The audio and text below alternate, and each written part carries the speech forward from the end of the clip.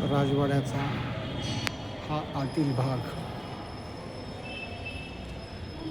भागामध्ये प्रवेश केल्यानंतर आपणास या गणरायाचं दर्शन करायला मिळतं.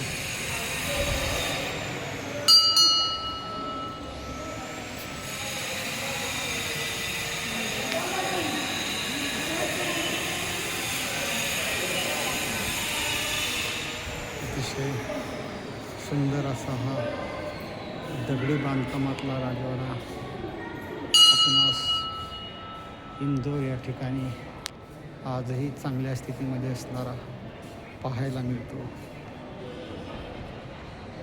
हे प्रवेशद्वार आहे आणि ह्या प्रवेशद्वारापर्यंत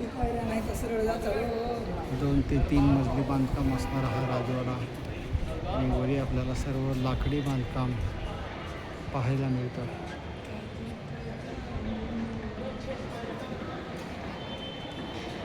धर्मशील, सत्वशील, न्यायी, प्रजाहितलक्ष, शिस्तप्रिय अशा पुण्यश्लोक माता अहिल्यादेवी होळकर यांचं कर्तृत्व पाहायला आपणास जरुरी इंदोरला यावं लागेल.